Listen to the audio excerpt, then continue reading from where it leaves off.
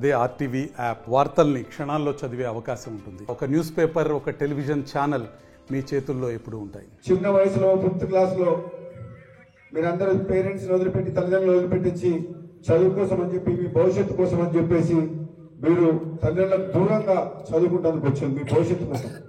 కాబట్టి ప్రభుత్వం తరఫున రాబోయే రోజుల్లో మీ అందరికీ నేను హామీ ఇస్తున్న శాసనసభ్యునిగా, ఈ స్కూల్ పరిశీలించిన తర్వాత క్లాస్ రూమ్లు కొంచెం ఇరుకిరుకుగా ఉన్నాయి. ఎక్కువ మంది ఉన్నారు, 40 మంది అంటే కొంచెం పెద్ద రూమ్ ఉండాలి, మంచి క్రాస్ వెంటిలేషన్, ఎయిర్ సర్క్యులేషన్ ఉండాలి, వెలుతురు బాగా వచ్చేటట్టు ఉండాలి. ఎందుకంటే ఉదయం నుంచి మీరు సాయంత్రం వరకు అక్కడ ఉంటారు కాబట్టి అదొక క్లాస్ రూమ్స్ కూడా సైజు పెంచుకోవాల్సిన అవసరం ఉంది. అదేవిధంగా డార్మెటరీ కూడా తక్కువ ప్లేస్ ఉండడం వల్ల కింద పండుకుంటున్న స్టూడెంట్స్ చలికాలం కొంచెం కష్టమవుతుంది. కాబట్టి అందరు కూడా తప్పకుండా నేను త్వరలోనే ఫర్నిచర్ కార్డ్స్ ఏర్పాటు చేస్తామని చెప్పి చెప్తున్నాను. డబల్ వేసినా కానీ ఒక డబల్ వేసినా సరిపోయేటట్లేదు. ఎందుకంటే ఒక్కొక్క రూమ్ లో 30-35 మంది పడుకుంటారు. ఎన్ని పెట్టినా క్లాస్ రూమ్ లో ఒక 10 కంటే ఎక్కువ పట్టేటట్లేవు. అది కొంచెం ఆలోచించి మరి దీన్ని నేను మంచికంటి గారు, లక్ష్మయ్య గారితో ఈరోజు రాత్రే మాట్లాడతా. ఎన్ఆర్ఐ అమెరికాలో ఉంటారు కాబట్టి మాట్లాడి మీకు తప్పకుండా డార్మెటరీ ఇంప్రూవ్ కావాలంటే పైన డార్మెటరీ ఉండాలి, కింద క్లాస్ రూమ్స్ ఉండాలి. ఇప్పుడున్న అన్ని క్లాస్ రూమ్ చేసి పైన డార్మెటరీ చేసేసి సపరేట్ గా అటుపక్కన ఇటుపక్కన ఎక్కడ వాస్తుకు అటుపక్కన కిచెన్, డైనింగ్ హాల్ సపరేట్ గా ఉంటే అప్పుడు మీకు బాత్రూమ్స్ కూడా సరిగా లేవు, ఆ లాట్రిన్స్ సరిగా లేవు. హాట్ వాటర్ సోలార్ సిస్టమ్ పెట్టి అది కూడా ప్రొవైడ్ చేస్తే మీకు చిన్న సమస్యలే ఉన్నాయి, ఎక్కువ సమస్యలు లేవు.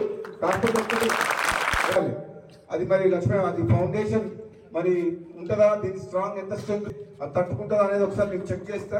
దీని కట్టిన ఇంజనీర్ ఎవరు, కాంట్రాక్టర్ ఎవరు, ఆ డ్రాయింగ్ ఫౌండేషన్ చేసి ఎట్లా చేసిన కాలమ్స్, పిల్లర్స్ ఎట్లా నేను చెక్ చేసి తప్పకుండా నేను ఈ రోజే మాట్లాడి చర్యలు తీసుకుంటా. ఏది ఏమైనా స్టూడెంట్స్ అందరికి కూడా మరొకసారి నూతన సంవత్సర శుభాకాంక్షలు తెలియజేస్తూ, మేనేజ్మెంట్ కూడా మీరు వార్డెన్ గారు మీరందరూ కూడా ఇంకా కొంచెం ఇన్వాల్వ్ కావాలి. ఇన్వాల్వ్ అయ్యి పిల్లల ఫస్ట్ హెల్త్, వాళ్ళు ఆరోగ్యంగా ఉన్నప్పుడే వాళ్ళు చదువుకుంటారు. నేను చూస్తే 8th క్లాస్ అబ్బాయి చూస్తే 2nd క్లాస్ అబ్బాయి లాగా ఉంది. స్కూల్ స్టాఫ్ కూడా అందరు చెప్తున్నా. కిచెన్ కూడా కొన్ని ప్రాబ్లం చెప్పిండు, కూరగాయలకు కొన్ని ప్రాబ్లం చెప్పిండు, గిన్నెలకు కొన్ని ప్రాబ్లం చెప్పిండు. టాయిలెట్స్ అయితే చాలా ఘోరంగా ఉన్నాయి. 450 మంది మరి టాయిలెట్స్ ఉన్నాయి. మరి ఎంతమంది స్టూడెంట్స్ ఒక యావరేజ్ ఒకటి ఉండాలని తెలియదు నాకు. మరి క్యాలిక్యులేషన్ ఎన్నున్నాయి కూడా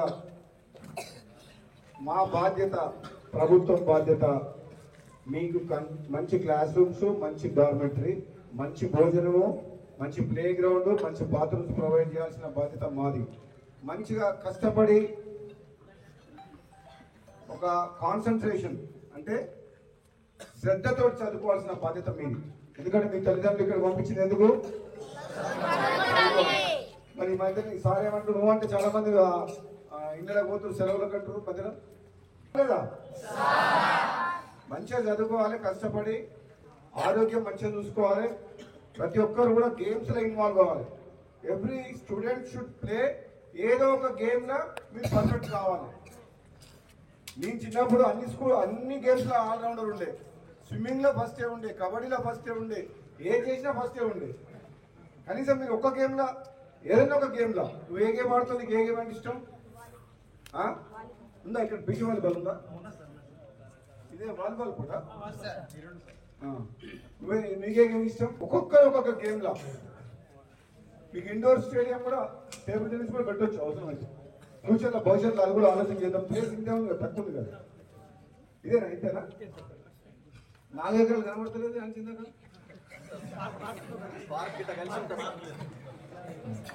ఆ పార్క్ కూడా మంచిగా డెవలప్ చేయాలి.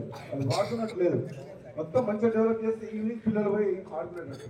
మరిన్ని వీడియోస్ కోసం ఛానల్ ని సబ్స్క్రైబ్ చేయండి. లేటెస్ట్ అప్డేట్స్ కోసం వాట్సాప్ ఛానల్ ని ఫాలో అవ్వండి. ఆ లింక్ డిస్క్రిప్షన్ లో ఉంది.